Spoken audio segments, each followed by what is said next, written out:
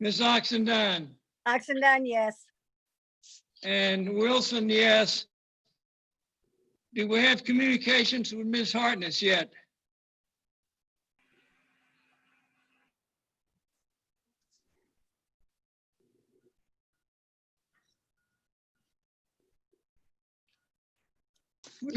We will hold that vote and come back to her. Mr. Wilson, if you want to give us 5 minutes, maybe we can work that out. If we want to just take a We'll pause for 5 minutes. recess for just 5 Recess. minutes. Yes. Marcia, will you assist? Thank you.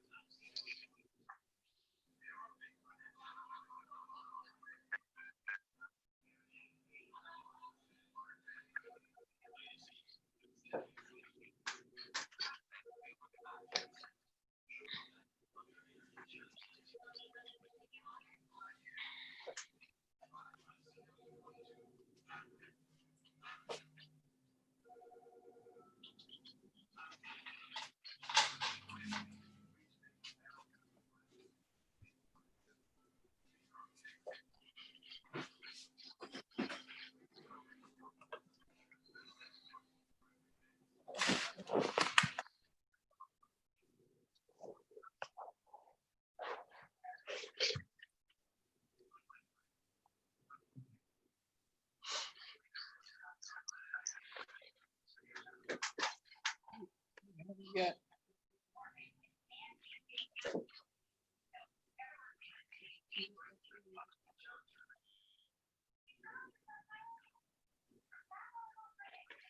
We have a quorum. If you're gonna give her back to her.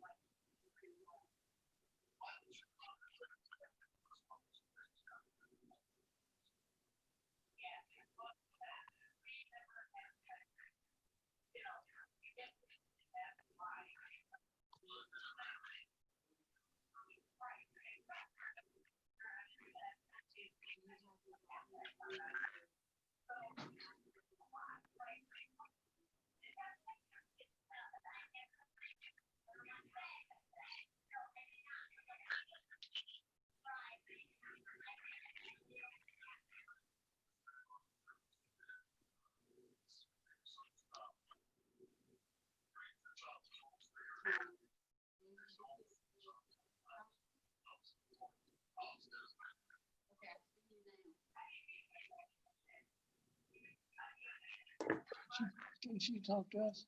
She said, can you talk? Hello, Can you hear him? hello, Ruth.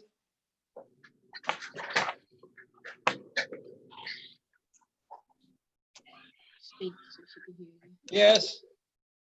Can you hear me, Ruth?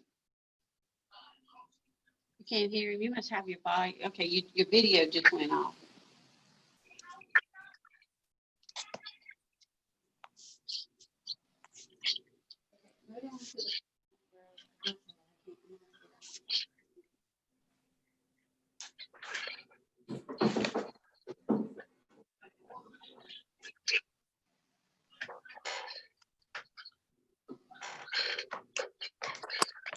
When he asks you, you can do a thumbs up. Can you hear through my phone? I put you on speaker. They can see you.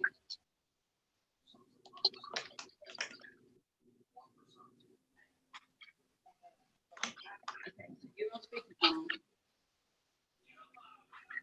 Does she approve of the meeting agenda? Do you approve of the meeting agenda? I can hear.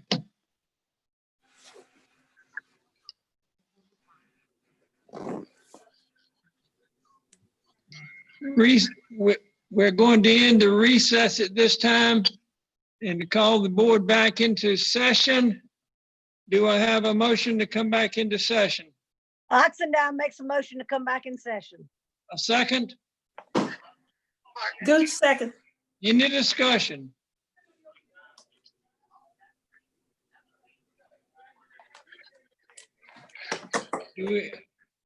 Ms. Cobb, Approved. Ellis, Gooch, Approved. Hartness, yes.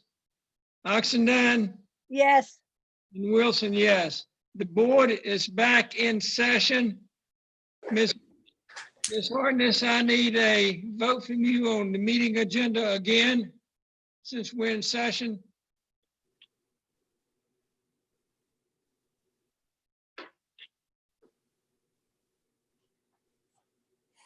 Meeting agenda, Ms. Hartness, do you approve?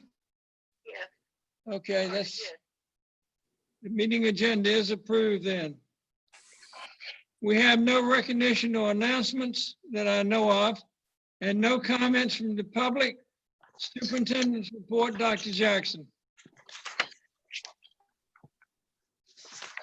Good afternoon, everyone. We have a few items for your approval. Thank you all for this meeting. The first item is the CTE plan, which is an annual plan that's submitted each year to the state on our behalf. We need your approval on the plan. The plan has been shared with our curriculum committee, but to expedite our meeting today, we have Mrs. Powers here who will give you the highlights of the plan. Ms. Powers. Yes, sir. Thank you, Dr. Jackson. Good afternoon, everyone. I won't take up too much of your time. I think most importantly, I just wanted to share with you some of the major points. So I'll begin with the goals that we have for next year. I think you have the presentation there in front of you. The major goals that we have is to increase our student performance outcomes in the areas of reading, math, and of course, new with CTE is the science. So you can see that our accountability model is actually becoming a little bit more aligned to the ESSA accountability model for math, reading, science, and social studies. So we want to increase that. We're going, I'm sorry, was there a question? No, ma'am. Okay.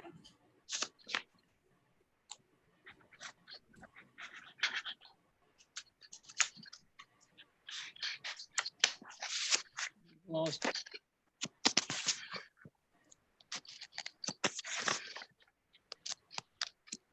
Okay.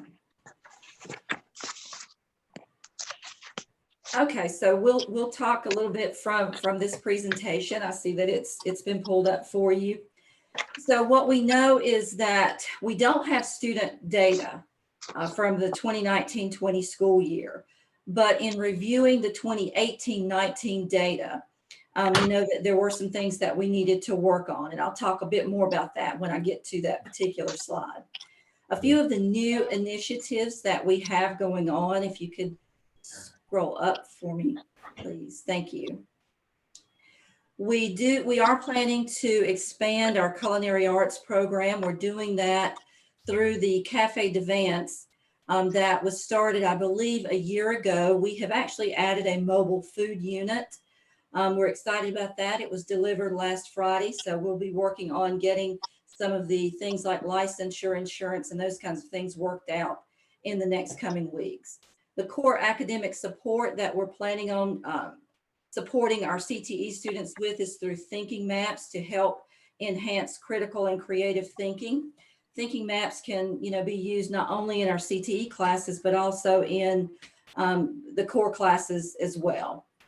We are going to continue with our partnership with Vance Granville Community College and trying to adopt a memorandum of understanding, because we are moving some of our program areas, not completely to the community college, but we are doing some things that would warrant a comprehensive sequential vertical alignment.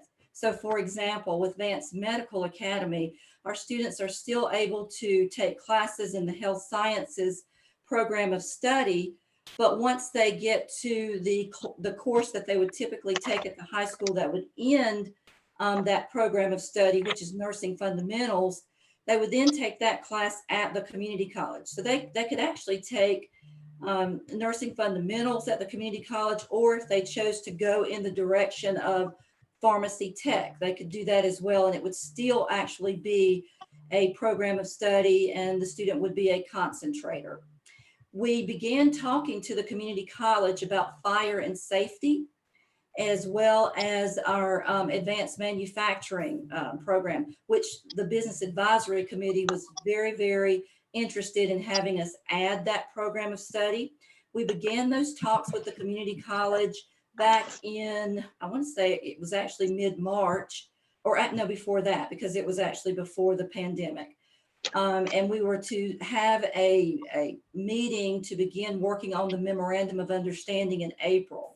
That obviously was postponed, so we will continue that conversation with the community college.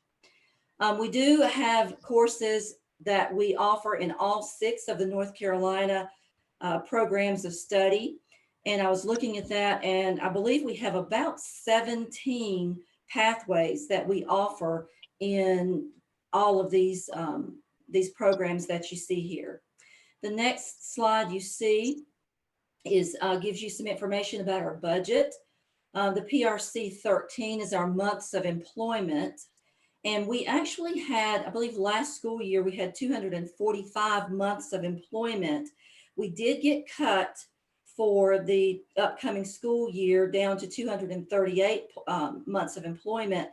But what I'm planning, what I'm proposing is to spread some of the joy. I know that sounds odd when I say we got cut, but due to some resignations and even some retirements, so to say, we are able to move some positions around so that we can make sure that our middle school STEM, as well as Vance County Middle, have some CTE programs in their schools, and even Advanced Academy.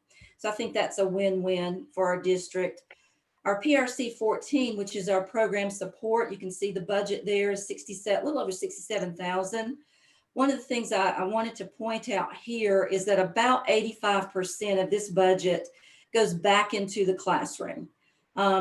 The PRC, actually it should be PRC 17 down there at the bottom instead of 14, but that's our program support, or excuse me, program improvement, with about $156,000. And again, about 92% of that goes back into the instructional budget. And finally, the 3 major goals, again, would be to expand or to increase student achievement. You can see there benchmarks. This is for our concentrators. You can see what our baseline is and what our benchmark is, and also what the state of North Carolina expects in terms of goals. A second major goal, again, is the expansion of the culinary arts program through the mobile food unit to help students gain access to job skills that will help them make better career decisions. And then finally, again, our partnership with Vance Granville Community College. So that's about what we have going on in our CTE plan. If you have any questions, I'll be glad to answer them. Mr. Thank Chair, you. we would ask for approval. We would ask for approval of the plan to submit to DPI so that we can get the appropriate funding. I have a motion to approve the CTE plan. Oxendine makes a motion to approve Korean Technical Education Annual Plan. Second. Ms. Cobb, Approved. Ms. Gooch, Yes. Ms. Hartness. And Oxendine Yes. and Wilson, yes. CTE plan is approved. Next, we'll go to our Title I plan. Ms. Laura Rigsby will be sharing that plan with you.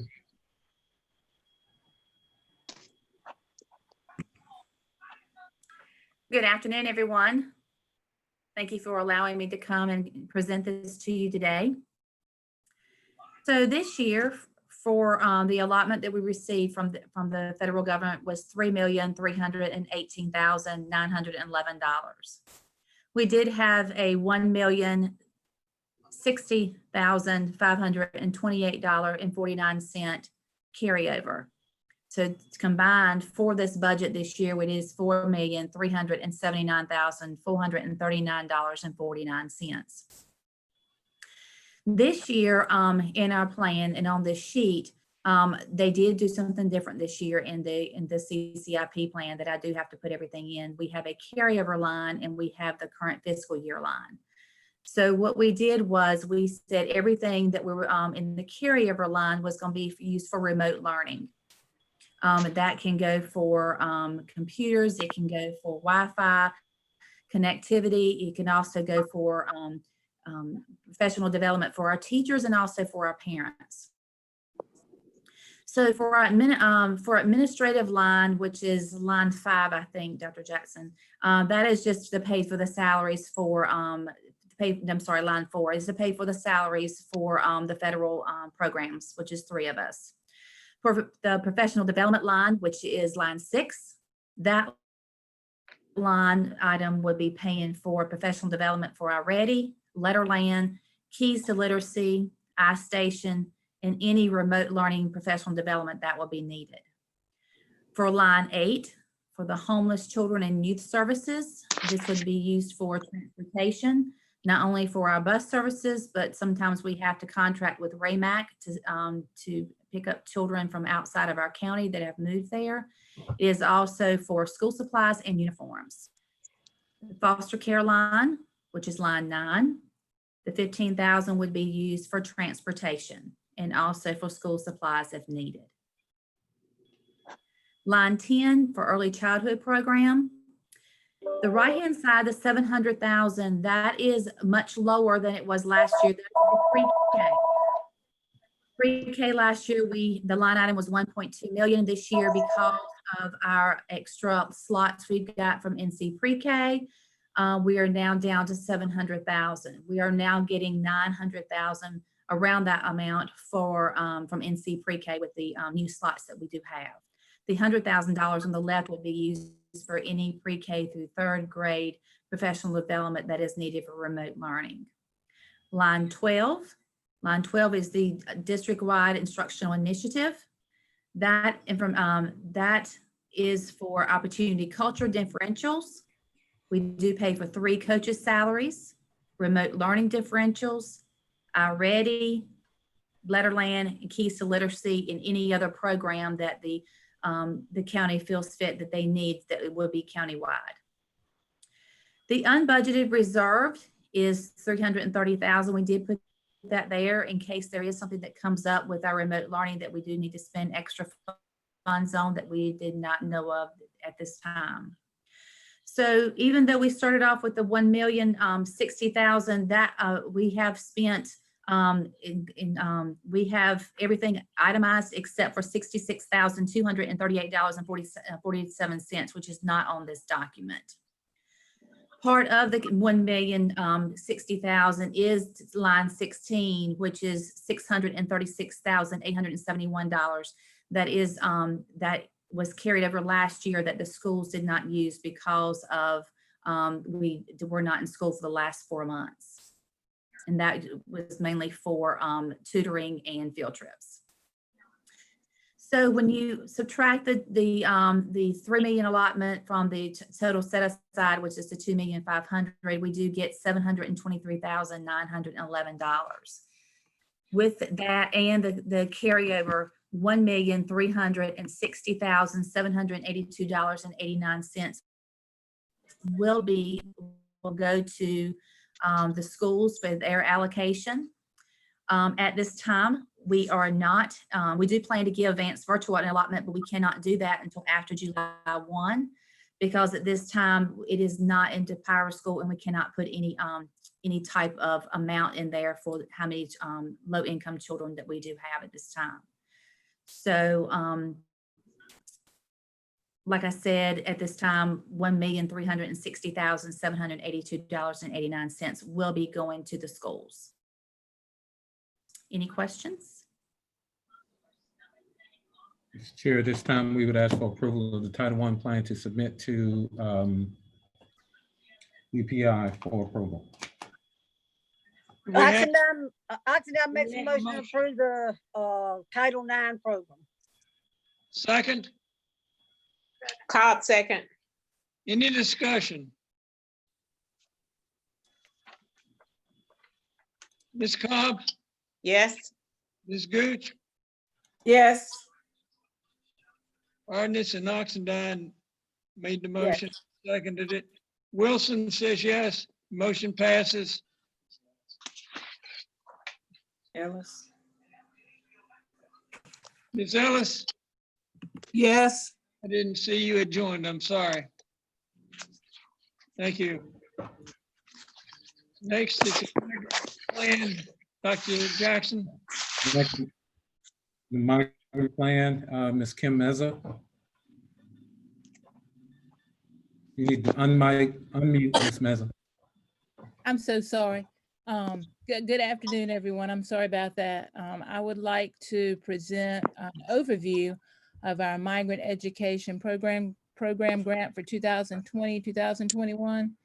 And up at the top, we have our budget information. Our allotment for 2020, 2021 is approximately $38,263. That's what we're given as of today. Our estimated carryover for 2019, 2020 is $45,000, which gives us a total budget of 2020 for 2020, 2021 of $83,263. And we have proposed a migrant recruiter to contract with us this summer. And we have a migrant teacher working with our summer program students, which some of that estimated carryover will go for. In your notes there, you can see our migrant student counts. Our A1 12-month count was 17, our A2 summer intercession count 9, and that's where we typically work with the majority of our students is during the summertime when we have them here. Students in grades K through 12 served 15, out of school youth 1, pre-K students served 1, priority for service students 0, and migrant and LEP 15. Our proposed staff, we have a migrant recruiter that would work both the regular school year and the summer session, a migrant teacher to work in the summer session, and a migrant tutor to work during the regular school year. And the types of program that we have are both a regular school year and a summer intersession. And most of the time, our students are here between the end of June until maybe like around the 1st of October. So we take advantage of those months to work with those students as much as possible. And then our grade grouping, we work with pre-K, elementary, middle, high, out of school youth. They're a group of students who come specifically to work. So we try to find those students and provide educational opportunities for them while they're here. We serve priority for service students. There's a new definition, so I'm looking for most of our students to be PFS next year on our report. So we want to make sure that we give priority to those students who have made a qualifying move within the previous 1-year period, who are failing or most at risk of failing to meet state academic standards, or who have dropped out of school. Continuation of services we provide for students who maybe their eligibility runs out during the school year and we don't want to just stop services for them. So we are able to continue services for them through the remainder of the school year. We have 8 program components in the program. Each component has objectives, and under the objectives are activities. I won't go into all the objectives and activities, but if you have questions about anything, please let me know. But I do want to tell you that our 8 required program components consist of identification and recruitment, which is a big one, supplementary instructional services, interstate community coordination, student data and records transfer, professional development, supportive services, parent and family engagement, and needs assessment and evaluation. And again, we have objectives for each component, and then we state the activities we're going to engage in to meet those objectives. So that is an overview of my report. If there are any questions, I'll be glad to elaborate more, but that's an overview. Mr. Chair, this is the annual plan that we have put in, and I always say, don't be surprised by the carry forward, because they do a lot of their work in the summer, and when students are here, we've got our summer programs going on right now. Some of these resources will be used to run those summer programs. So it's not that their fiscal year always lines up with the regular fiscal year of the school district. We would ask for approval of the plan to submit for funding for the 2021 school year. We have a motion to approve the plan. I offer motion that we approve the migrant plan for 2021. We have a Second. Oxendine seconds. Is there any discussion? We'll take a vote. Ms. Cobb, Yes. Ms. Gooch, Yes. Ms. Ellis, Yes. Ms. Hartnett, yes. Oxendine, Yes. Wilson, yes. It's a migrant plan is approved. Thank you, sir. Mr. Chair, we will now share with you, as you know, we are moving forward with preparing for the reopening of school. And so I want to give you an update of where we are. We were hoping to be able to submit to you today a final plan of sorts. However, the governor has not yet made his final decisions around what we will be,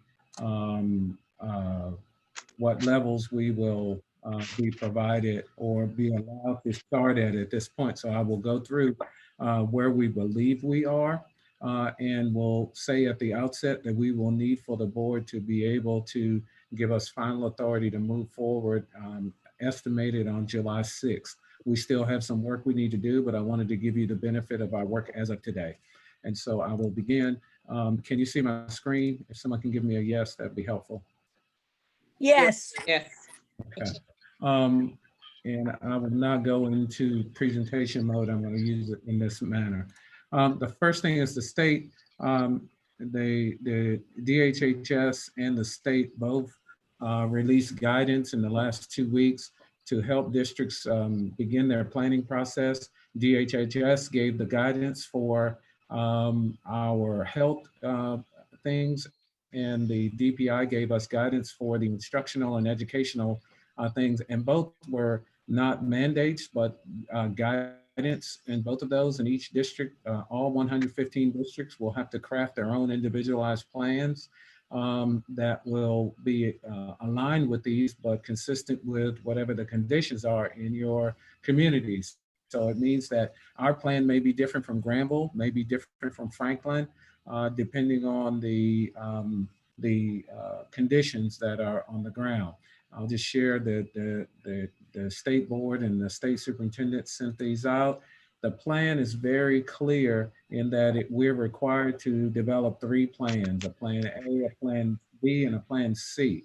Plan A is the opening of school with minimal social distancing. It pretty much means we turn the key and restart school, bringing the kids back, but we use some social distancing to try to minimize connection with kids, but we go back with all students attending at one time with enhanced protocol, with traditional instruction, with again, some social distancing protocols in place. And some of the things that you would do inside the building is minimize movement, things like that. Plan B is a moderate social distancing where we have to reduce the number of kids to about 50% of the maximum occupancy of a building, as well as reduce the occupancy on school buses, enhance protocols, and increased requirements around movement in buildings, meals, congregating, large spaces, all of those things are in play.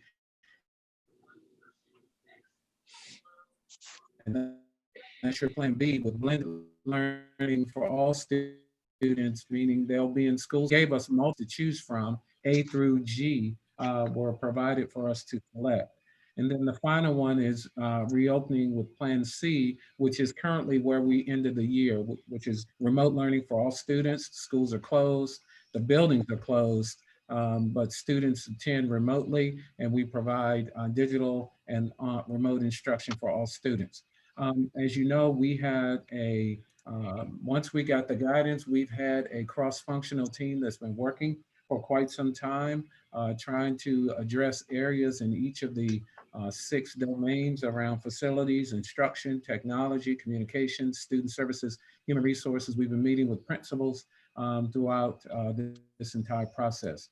But our guiding principles for those groups are 1, to ensure that we open schools safely, and then maximize the amount of time that students have for learning.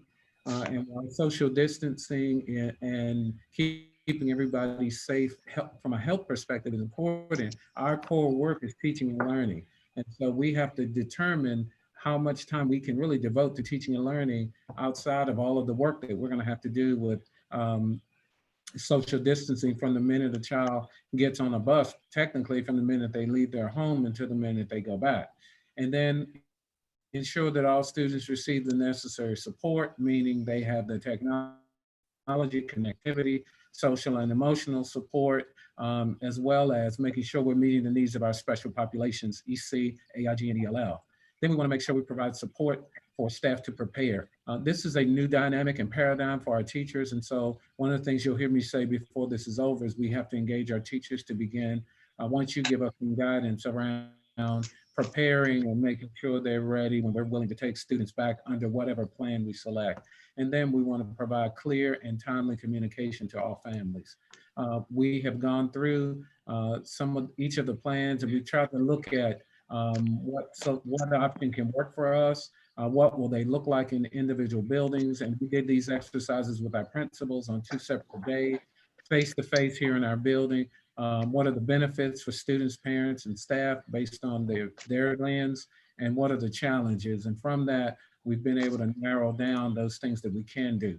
We looked at specific considerations. We want to make sure we're supporting our staff, supporting the families, providing timelines for key decisions so everybody knows when things are coming. Like at this point, the whole state is holding their breath for July 1 because the governor is expected to tell everybody what plan we should be opening under.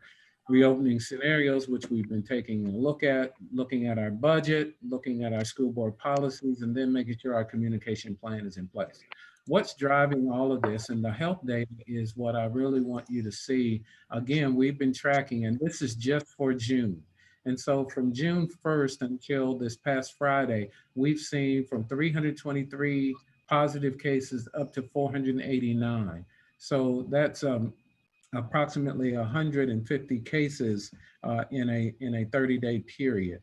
We're averaging, and when you go back and you look at on March, we didn't have our first case until March 22nd. So from March 22nd until June 26th, we've amassed 489 positive cases. I've had conversations with our health officials, and they've said very candidly that, you know, when we return to school, you will have positives, and you just have to be prepared to address those and have a protocol in place for when someone tests positive, how you clean up and how you communicate and how we move forward.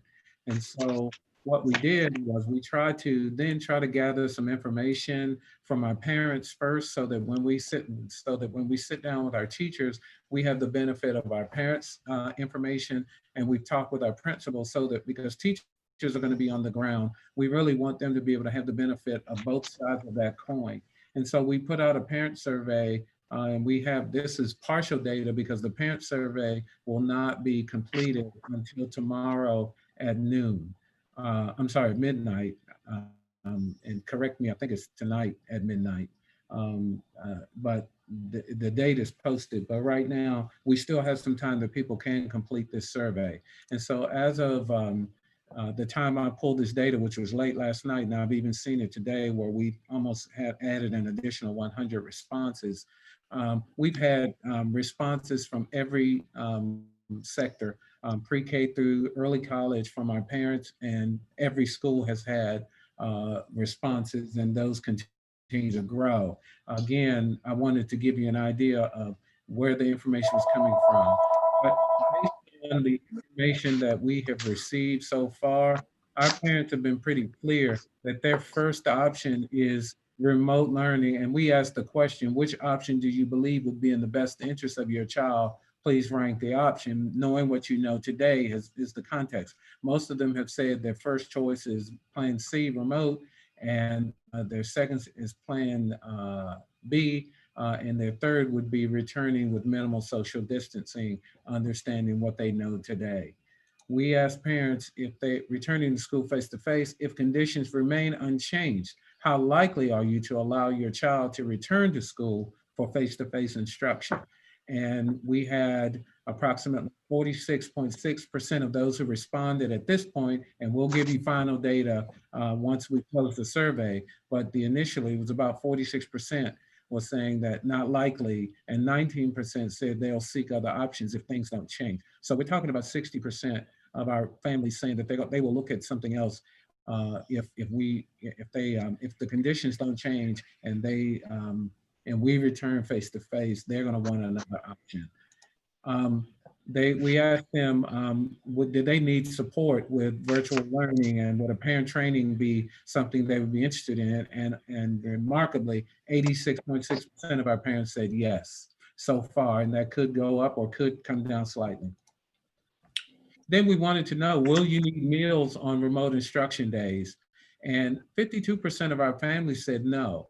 So about half and half said they would. The grab and go service was important and they needed that. So we want to factor that into our final plan. And then we asked, are you interested in advanced virtual village as an option for your child? And we were amazed that of the 388 that had responded at that time, 247 of those parents said they were interested in enrolling their child in advanced virtual. So we anticipate that we will have the necessary interest in that program to move forward. So here's where we are right now in terms of a draft plan and what we're vetting with our parents and we'll be vetting with teachers, and we've vetted with our principals. And so our schools will, when looking at the plans, we recognize very quickly that none of the plans really fit us perfectly. And so we centered around Plan B and option F, if you look in the document, the bigger document that the state provided. And that gives us the ability to develop a plan that fits our district. And so we're looking at an alternating multiple day schedule for 2 groups of kids. Now, they're not the traditional groups that you would think. We really looked at which kids needed to be in school which ones needed the most attention and needed to as much time as possible. So in those groups, one of the groups would be attending 3 days face-to-face and 2 days remote instruction. They would have face-to-face instruction and remote instruction. All of our kids will have instruction for 5 days, but 3 of the days for group 1, 3 of the days will be face-to-face and 2 of the days will be remote. The alternating group would attend school 2 days face-to-face and 3 days remote. And so EC students in self-contained classes who are medically able will attend school face-to-face all 5 days, and that's pre-K through 12, because we felt those students needed, and we have the legal mandate of providing their instruction based on their IEPs. And of course, we would give parents the options that we give all families if they needed to opt out for medical reasons, or we needed to go remote for whatever reason, we would work with them. But we would want to make sure that the instruction was available to them along with their transportation for 5 days. Those are our most fragile and neediest students, and we wanted to make sure we did that. We'll monitor conditions and make adjustments as necessary. Our plan will allow parents time to develop consistent schedules for childcare. If they know that my child's in 3 and have remote for 2, it's easier to plan than trying to go every other day or morning, afternoon. It's going to be consistent for them so that they can make those childcare arrangements. Our plan also allows us to use our larger buildings to ensure that appropriate distancing of students and staff. Now, if we can only use 50% of our occupancy, that really challenged us to try to manage getting all of our students in school at one time. Some schools we could, but some schools we could not. And so we balanced the plan out and balanced our enrollment out based on that. Our plan ensures that our youngest and most vulnerable students receive the most attention and face-to-face engagement to ensure attention to early literacy needs and academic gaps. So we tried to make sure our EC kids, our youngest kids, in fact, had the most consistency. And so what does Plan B look like in our schools? It will look similar. We aligned everything to what the state said we had to do. The first one that the state said is a hybrid schedule and grouping. So the 2 groups that we have looked at and can balance out numerically so that we can get them there on the buses and get them home, they balanced out with group 1 being students in grades K through 3 and 9 through 12, and all EC students. We can transport them 50% social distance, but we would have to use the middle and high school buildings to split the high school students up. Then group 2 would be students in grades 4 through 8. And so then we have, because our middle school students would be remote for those 3 days and in school for 2 days, we would have more time with them, and we could make the group smaller and use some of our other staff to support that. The next one would be the instructional delivery and technology. All students will participate in face-to-face and remote instruction 5 days, no matter what. We will have attendance expectations for 5 days. Some students will receive their instruction via remote, but it will be new instruction. There will be grades given. It will be as if it's their classroom.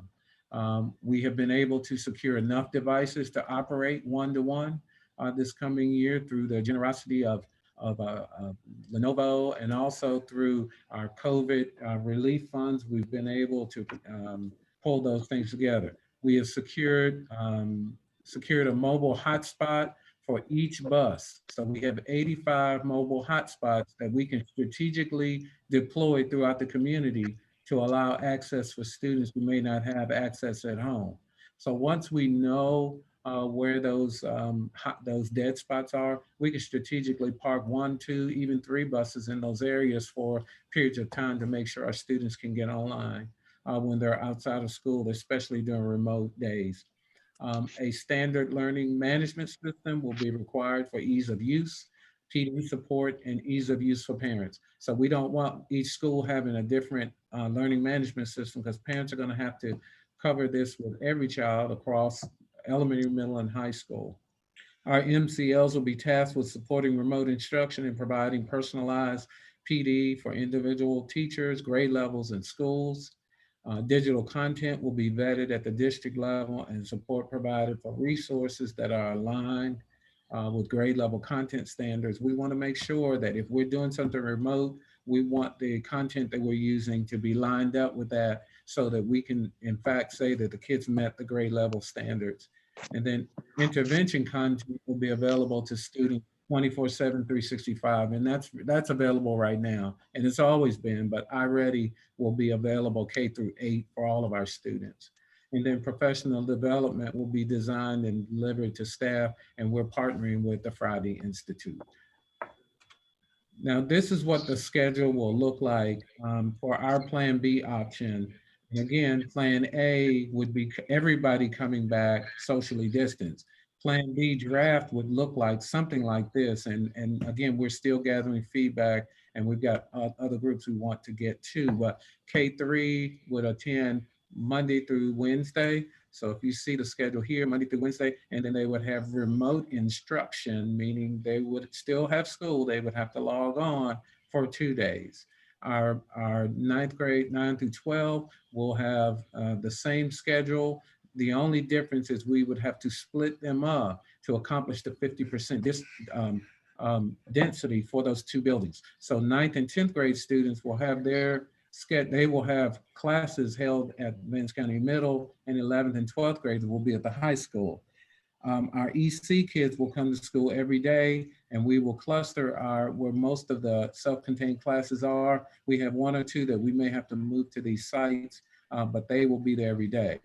The alternate group B or group 2 will come on, they will be remote Monday through Wednesday, and they will have instruction on face-to-face instruction on Thursday and Friday.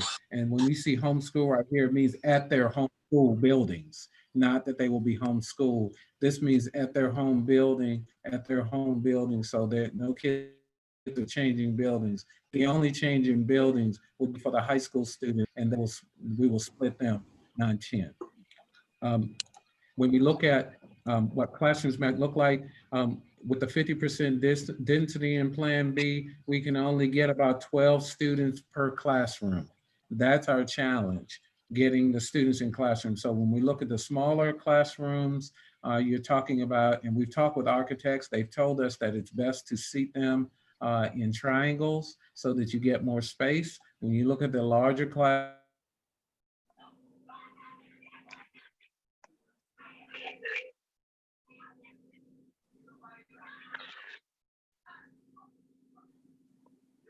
classroom in the elementary, they gives them a little more space, but in some cases more. The emergency leave expires at the end of the month, tomorrow, and the executive order expired on June 15th, which means now we're back to the authority of the school board policy, and unless that changes, we will then say that all staff will return to work as contracted. Each will follow the approved staff schedule when we return under whatever plan. Staff will work the 5-day week. Face-to-face and remote instruction will be delivered from the school site, and employees will work their normal schedule. Face coverings will be required of all staff while on site. And I want to say that I know there's a lot of back and forth around that, but I would ask that this board in our plan would approve that as we've requested, so that we might minimize any transmissions that we can while individuals are at work. Daily temperature checks will be conducted at the work site. Roles clarification document will be shared. And again, we want to make sure our teachers have had input on that and talk through this. Quite frankly, I wish that we could remain the same, but without the State Leave Act and all of those other things, we cannot operate in the manner that we operated from March until now. So we have to do that. We will have to, I will be asking the board to work with us to develop a process for those medically fragile staff as well. Vulnerable staff will be able to complete a form and submit it to HR just like they would if they had any other issue that would keep them from doing their jobs, and we'll work with those on a individualized basis of the Emergency Leave Act and the executive order. Unless there are new ones, we have to go back and fall under the auspices of your board policies. And then here's the last piece. The contingency would be that if conditions do not improve, that we be authorized to switch to the following plan, that we open school under Plan C, and with the understanding that we will operate that way for the first 9 weeks, hoping to switch to the Plan B that we articulated and move kids back in, and then move to Plan A at the semester if with social distancing, if everything, if the conditions are such that we can do that. All of this is going to be, the governor may come out tomorrow and say that's what we're going to do anyway. But if we have to choose and have to be on a Plan B, we have a Plan B. If we don't, and the conditions continue to worsen in our area, we have a plan that we could put in place that will give us time to monitor those plans and still provide instruction for our students. I'll move on. That's the basis of the operation plan. We will still wait until Monday for, I just cannot see releasing us to move forward with athletics yet until we have better indication of the health in the community. So I would like us to kind of work through that. Then we have some expectations for student social distancing. Again, all students will be required to wear a face covering while on school transportation and in school.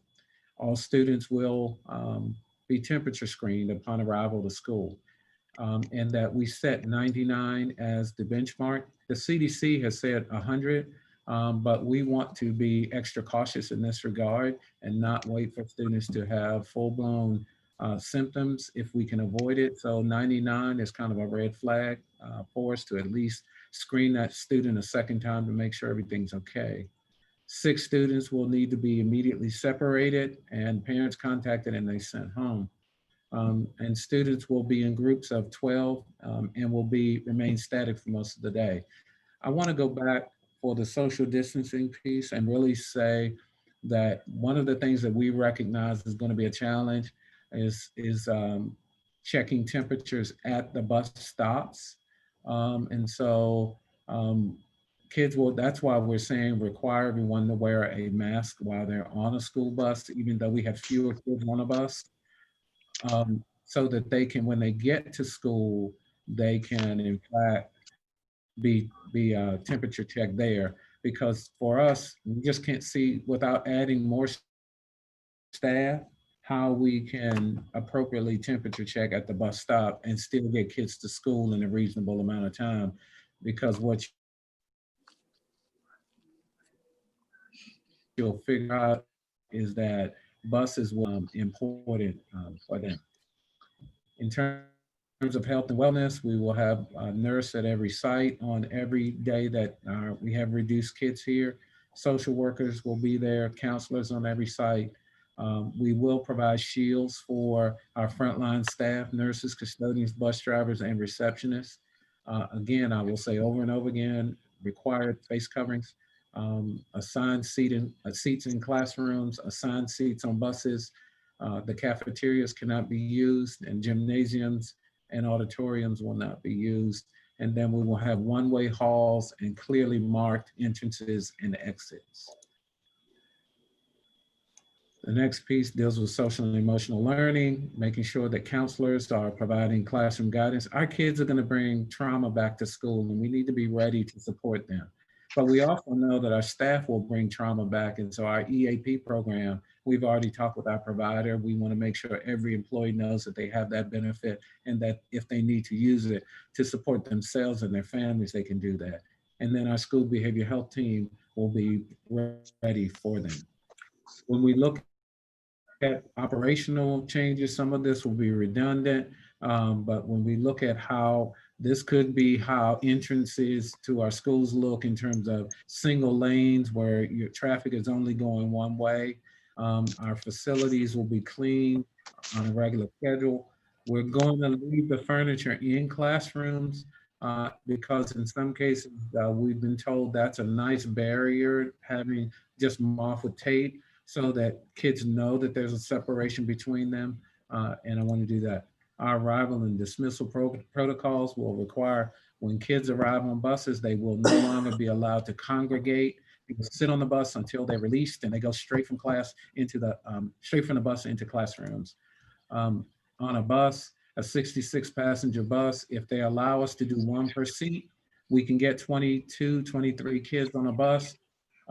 If not, right now, we're required to do 6 feet, it's going to be anywhere between 8 to 12 kids, and that's going to determine how we get our kids to and from school.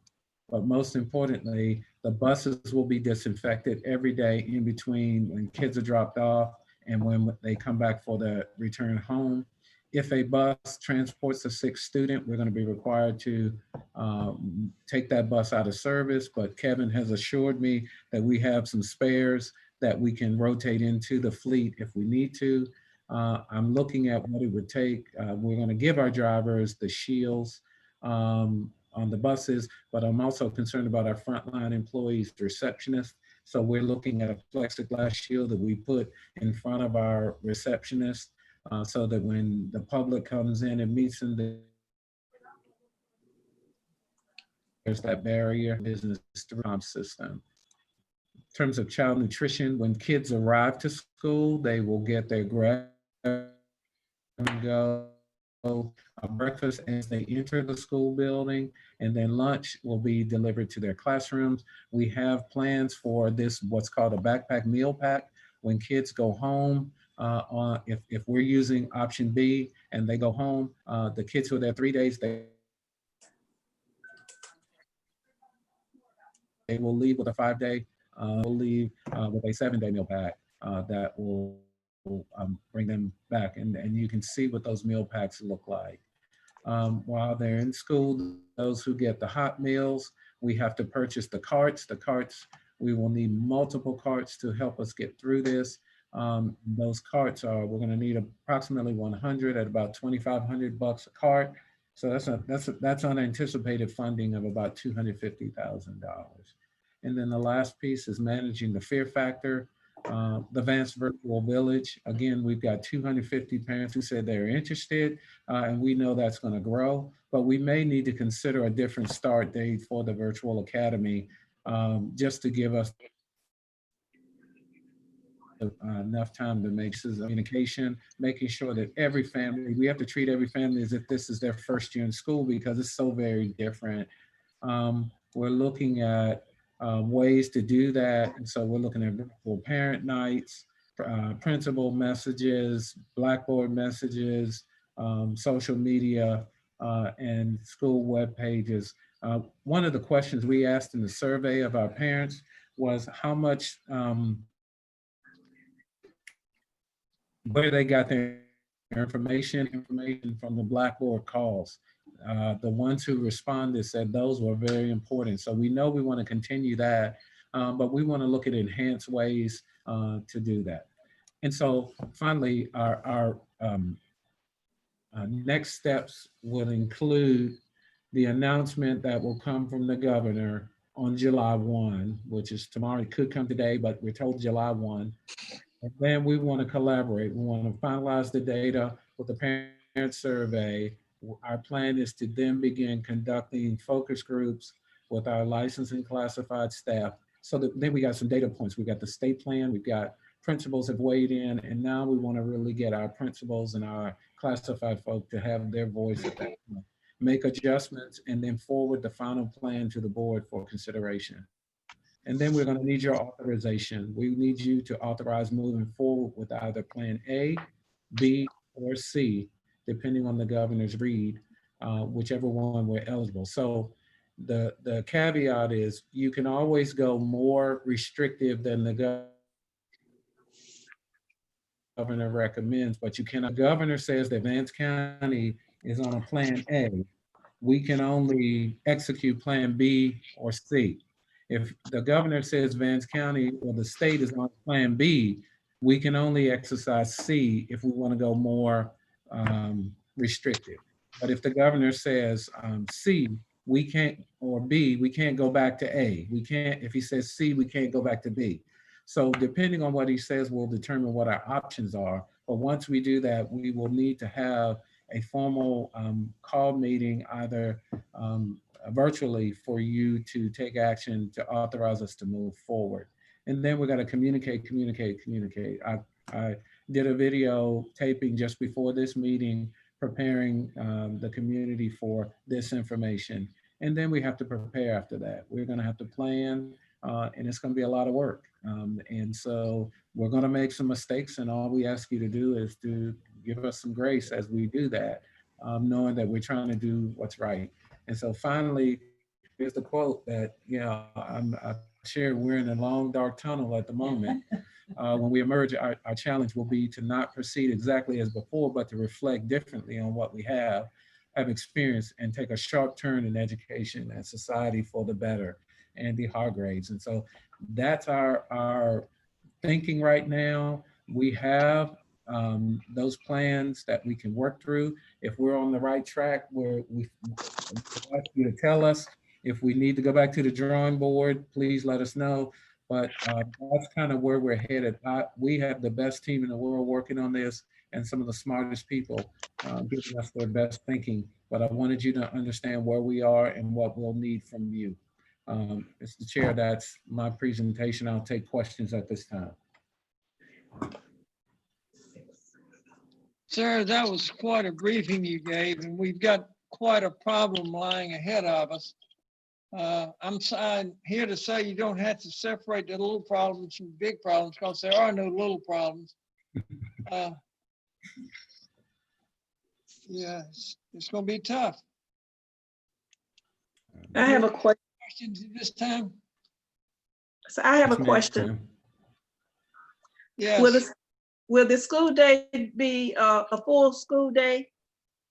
Like from 8 till 3:20? The face-to-face days, we're looking at that, but I think probably because of transportation, we may need to alter that just a little bit, Ms. Gooch, so that because we don't have any new buses or new bus drivers.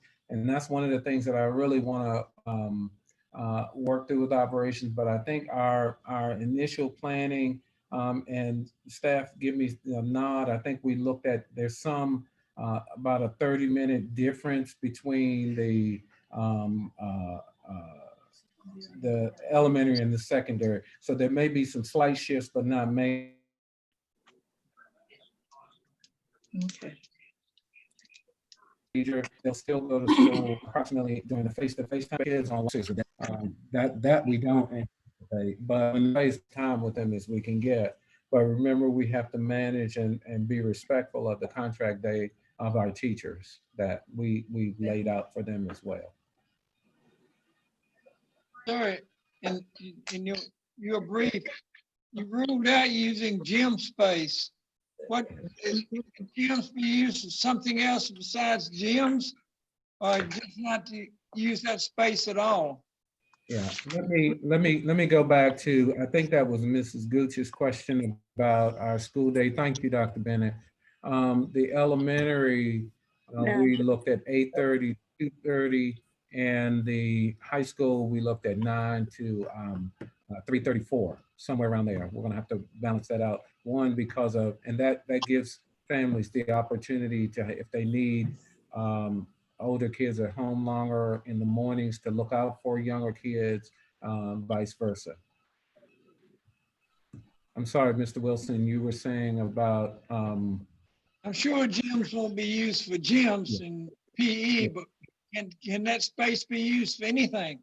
It can be, but only, you still can only have they would have to be separated into those small clusters and remain 6 feet apart.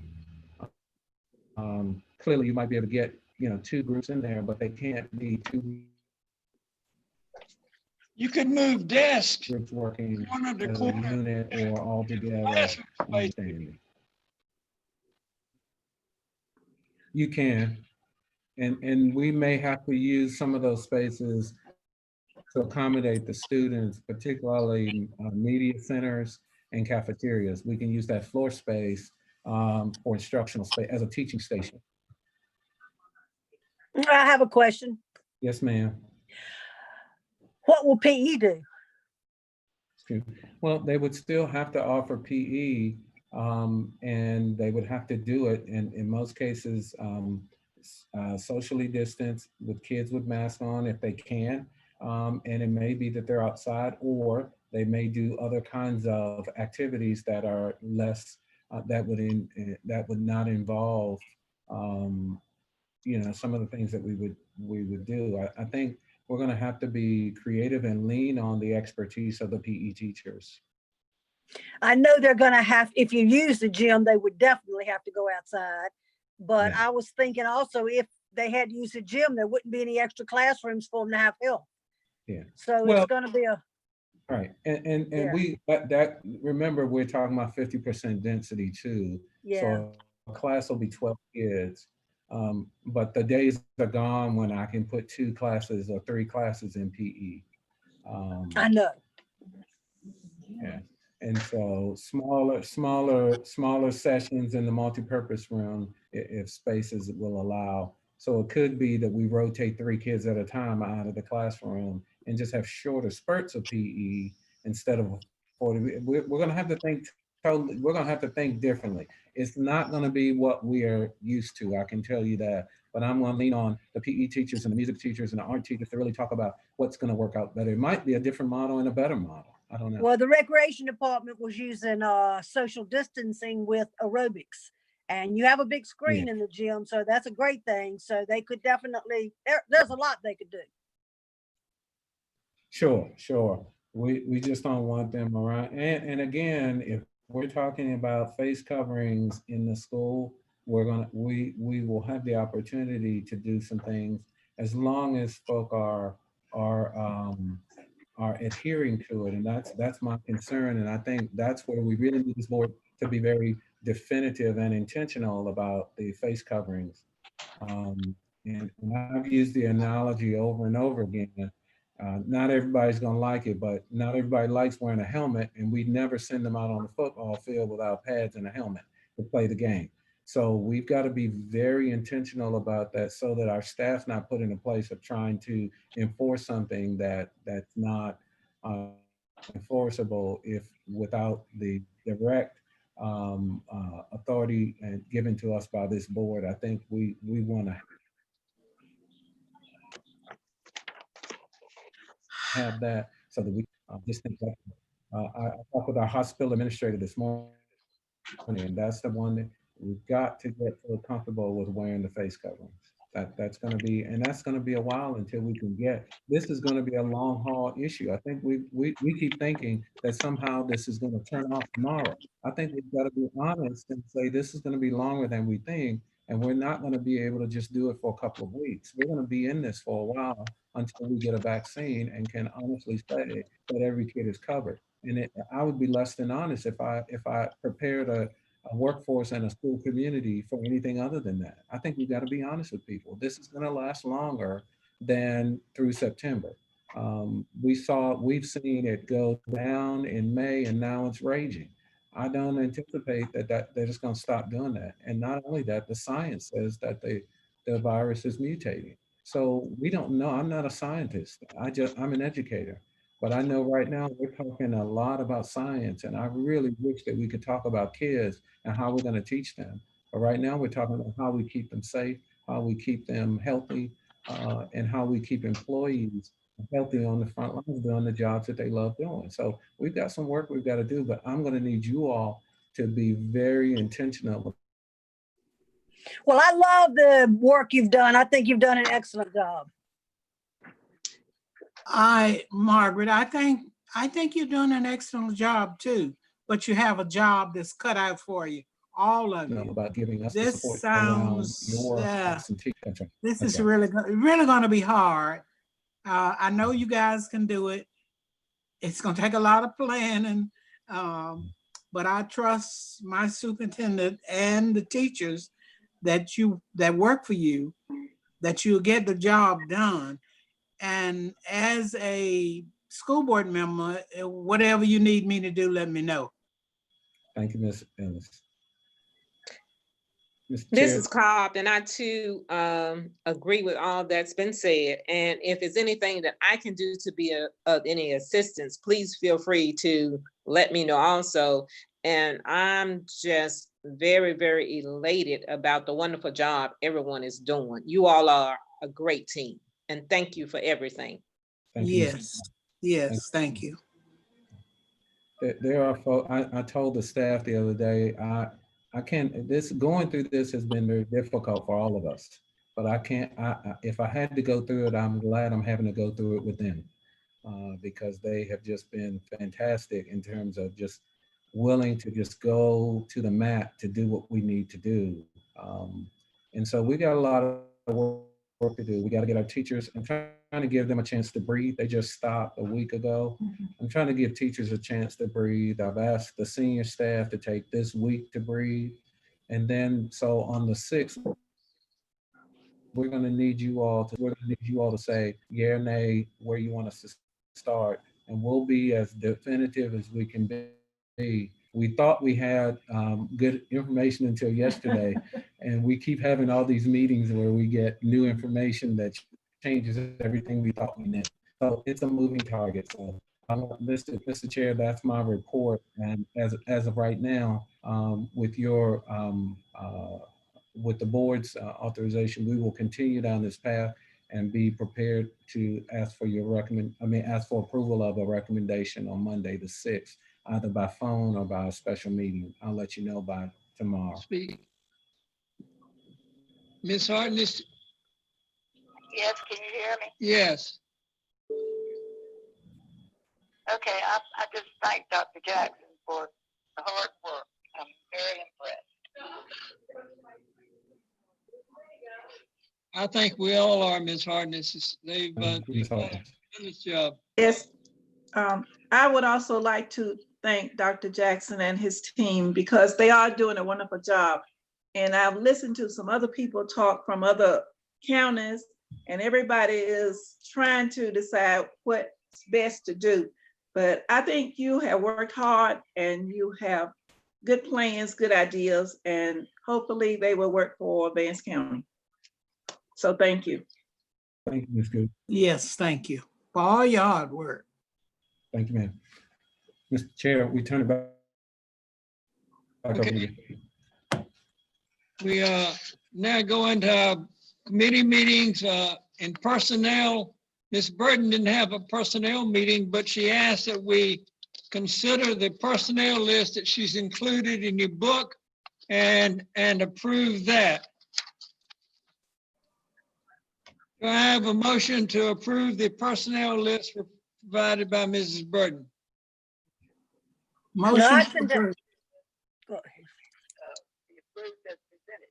And the second, so we've got a motion by one and a second by Darlene. Any discussion? Ms. Cobb? Yes. Ms. Gooch? Yes. Ms. Hartness? Yes. Ms. Oxendine? Yes. Mr. Wilson, yes. The personnel listing is approved. Finance, Jennifer Bennett. Ms. White's not here. I think Jennifer Bennett has got finance. I believe someone on the board has to accept that and give that to her. I'd like to say that on behalf of the finance, we would like for Dr. Bennett to do that. Well, ask her after the meeting. Are you controlling? Okay. So the first item, hi, everybody, can you hear me? Yes. Okay, the first item we have, I'll take you through the short items, was we have a proposal for your approval to allow our students and staff to purchase the old computers. As you know, our lease is ending, and so we're have to take them and return them to the company. We would have to actually pay for devices to return it plus shipping. It would cost us $200,000 plus shipping, which I can't even fathom how much that would be to ship all our devices back. So our proposal is to retain those devices at a nominal fee so that we can redeploy them as we need them. We'll have them for loaners, we'll have them for parts. But also to allow our students and teachers to potentially buy back their device that's being turned in. And these are only the devices that are under our lease program. But we would like the students to pay $50 per device and the teachers to pay $100 per device. That basically covers our costs for buying those devices and retaining them here. And then we save that money also. What we would do is put that money into our laptop fee reserve, which allows us to have funds to replace power cords for our devices, to make minor repairs and that type of thing.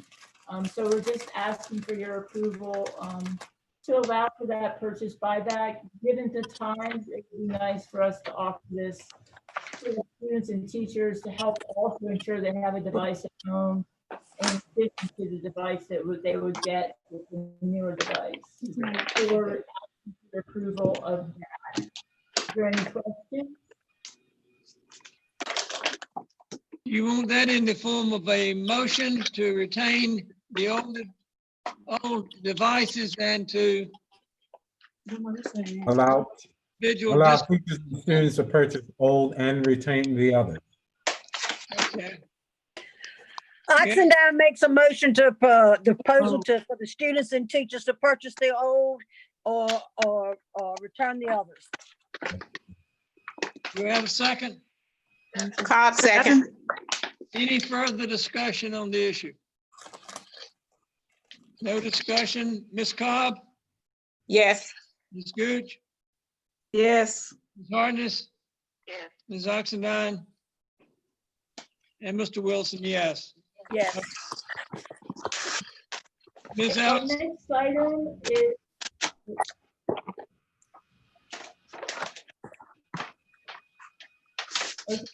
our next item is to amend the flexible spending account to spending deadline.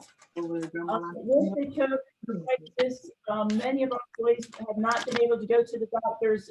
Child cares have shut down, dentist office shut down. And as such, we have about 171 employees that have a balance remaining in their flexible spending account. This is a actual plan document that you have to approve or amend. And so we're asking that you amend your planning document to allow our employees to spend anything they've accrued in that flexible spending account that would expire tomorrow, to allow them to retain that and spend that through December 31st. It's a manual process for them to do that. The letter is attached to the document you received that we'll post today on our website and get out to the employees. If you approve, they can retain that balance and spend it through December. We're asking for an emotion to allow planned amendment. Oxendine Second. makes a motion to approve the extension of the FSA plan to allow the employees to expend those funds from plan year June 30th, 2020 to December 31st, 2020. You have a motion and a second. Any discussion? Any further? Good second. Ms. Cobb? Yes. Ms. Harness? Gooch? Yes. Oxendine? Yes. And Wilson, yes. And Ms. Ellis? Yes, Okay, thank you. I'm sorry, I forgot you. that's all right. Next item is the final budget resolution for this fiscal year. It's about as close as we're gonna get right now. Between, as we projected back when we did our amendment in May, we did receive another $3.6 million of COVID funds that were allotted as recently as last week. Most of those funds are intended to support the school reopening and instructional efforts in 2021. So most of those funds are going to carry over. The governor's relief fund had to have been extended by the end of June, and we received word on Sunday afternoon that the child nutrition funds in PRC 125 can carry over So we're very excited about that to help with the reopening. As you saw, we have a big expense coming with those food carts that these funds can be used for. Return budget is amended with primarily that additional federal funds is 73.3 million. I've tried to highlight in your document the major amendments. Again, most of the state is the COVID money. I realigned how the textbook funds that we converted to cover our remote learning devices for this year. The adjustments for the child nutrition funds. I did include for you guys an amendment worksheet. It's very cumbersome at the end, but I did try to summarize all the state federal amendments we get from DPI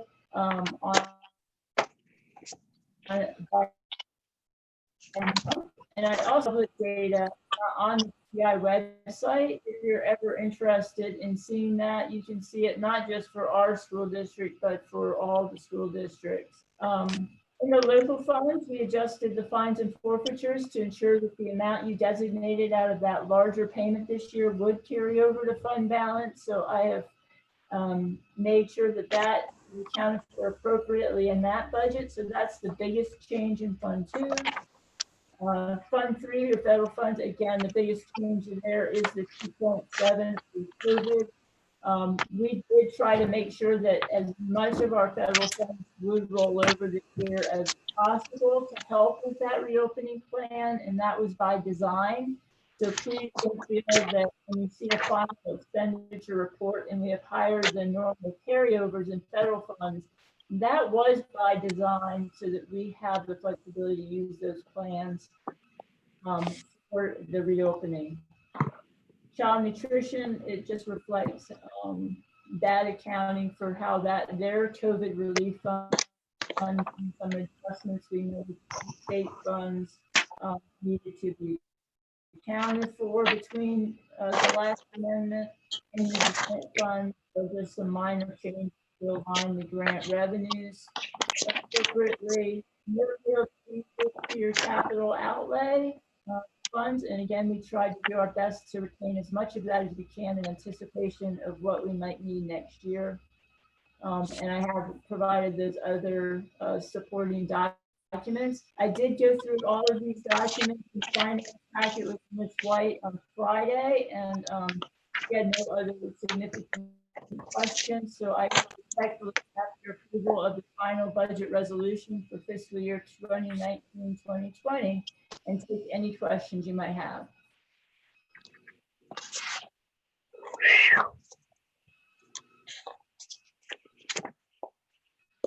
Are there any questions? I would just like to thank her for a wonderful job and a very thorough job.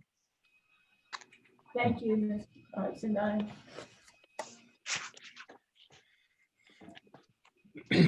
Is there anything to vote on? Yes, sir. We Yes. need to approve the budget amendment, final budget amendment as presented. Do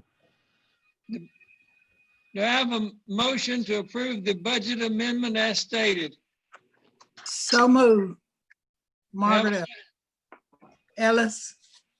Oxendine second. Ms. Cobb, Yes. Ms. Gooch, Yes. Ms. Hartness. Ms. Oxendine, yes. Yes. Ed Wilson, yes. Ms. Ellis. That's it. And that's all we have in the finance committee. Thank you, everybody. Thank you. Thank you. Buildings and grounds, Ms. Hartness.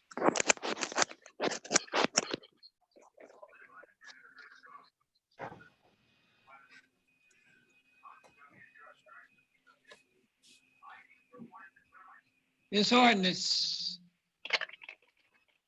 No. You're kind of cutting in and out.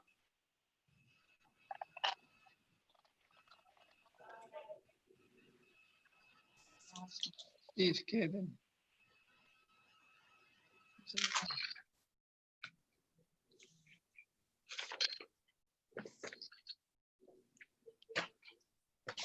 Mr. Wilson, if you need, I'll be happy to to make the presentation if we can. Go ahead. Go ahead, sir. Okay. The Buildings and Grounds Committee met on Thursday, June 25th. Present were all committee members and senior staff. The agenda item number one,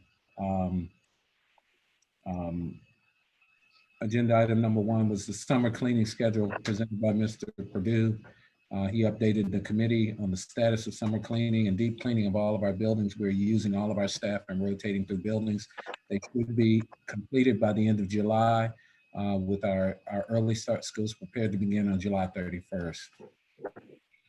Item for action, we need the Red Cross agreement. This is their agreement for emergency responses to use 3 of our buildings for shelters in the event that we have a catastrophic event requiring such. E.M. Rollins, Vance County Middle, and Vance County High. This is a renewal. We bring it to you every 5 years and would ask that we renew this agreement. And it's just a joint use agreement that gives them the ability to use those facilities in the event of an emergency. And then the third one was we will begin the process of negotiating the Cartar lease on this building. They rent space from us. And so we have to renew that lease, and they're interested in renewing, and it's been a good lease. It's a revenue generator, and so we'll be glad to do that. And then I shared with the committee the school reopening plans as they were developing. And so with that, would ask for a motion for approval of the Red Cross agreement renewal so that we might begin that process, particularly not understanding it's almost time for hurricane season and storm season. So we need to go ahead and get that approved and in their hands as soon as possible. Do I have a motion to maintain the relationship with the Red Cross for the use of E.M. Rollins, Vance County Middle School, and Vance County High School in case of? So move, Ellis. So move. Second, second. Oxendine, second. Any discussion? Ms. Cobb, Yes. Ms. Ellis, Yes. Ms. Gooch, Yes. Ms. Hartness.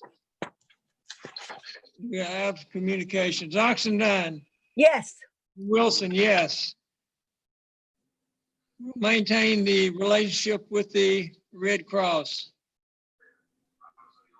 And do you want to vote on the extension of with?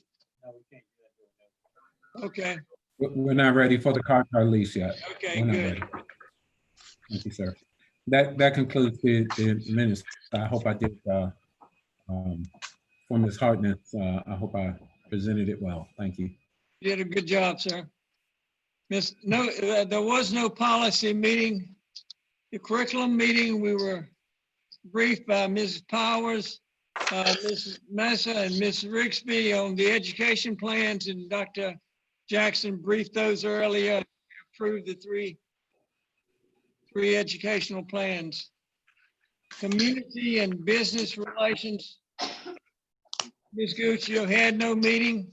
The Community and Business Relations Committee did not meet. We will meet July 7th at 9 o'clock.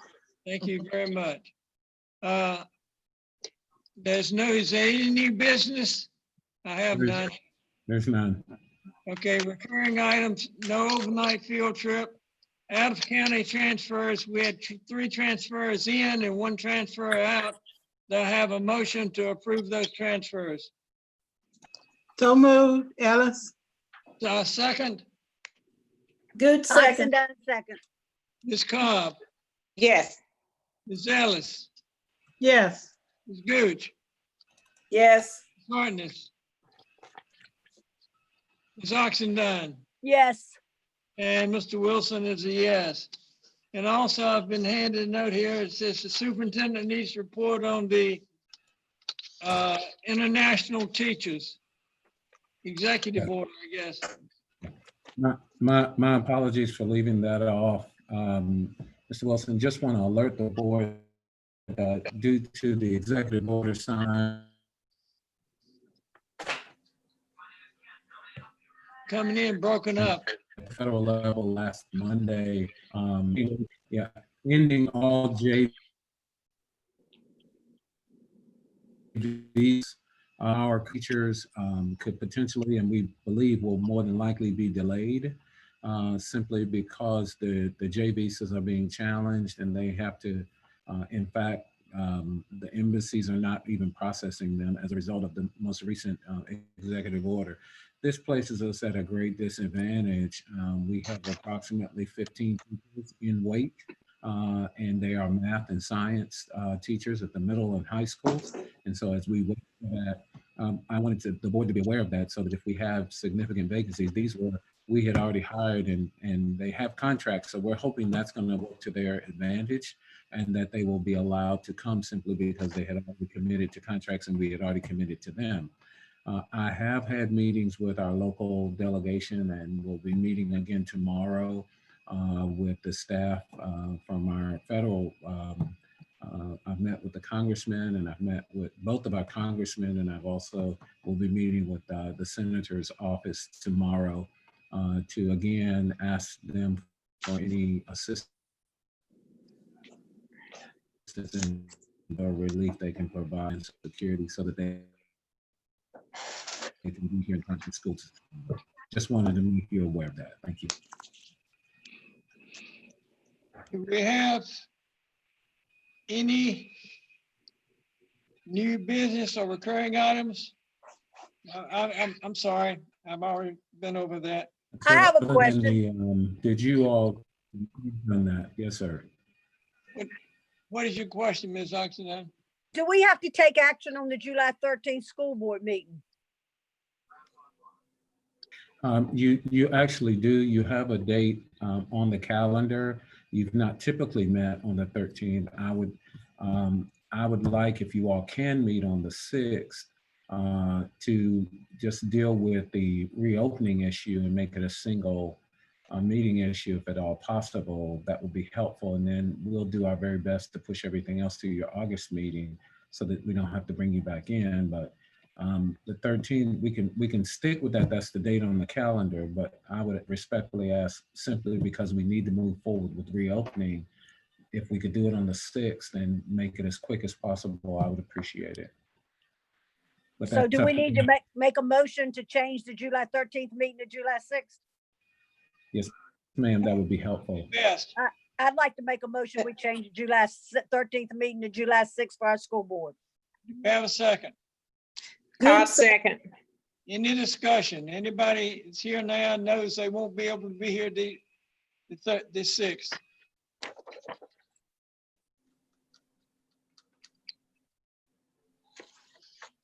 Ms. Cobb, Yes. Ms. Ellis, Yes. Ms. Gooch, Yes. Ms. Hartness. Mr. Wilson, yes. We will meet on the 6th of July for a discussion on the reopening of school. What time? We can go with your regular time if you'd like. Your regular Doesn't matter to me. Doesn't matter to me. 6 o'clock time is fine, or we can meet during the day. Okay, if we want to stick with the 1 o'clock time, I think that'll work. We just need to get 1 o'clock. It doesn't matter. Whatever everybody else wants, 6 or 1. Is there anyone that can't meet at 1 o'clock? 1 o'clock, sir. Thank you. Steve, if you'll prepare there. Thank you. That's all, Mr. Chair. That's all, Mr. Chair. Is there a need for an executive session? Jerry says he has nothing. There is. There is. There is. So we'll just stay on. Yes. Okay, I move that we go into closed session pursuant to provisions of North Carolina General Statute 143-318-11 for the purposes of discussing legal, personnel, and property issues pursuant to subsection A of said statute. The meeting is adjourned. I make a motion. I Meeting- second that motion. And we'll vote, Ms. Cobb, Yes. Ellis. Ms. Ellis, Yes. Ms. Gooch, Yes. Ms. Hartness, and Mr. Wilson. The meeting is adjourned.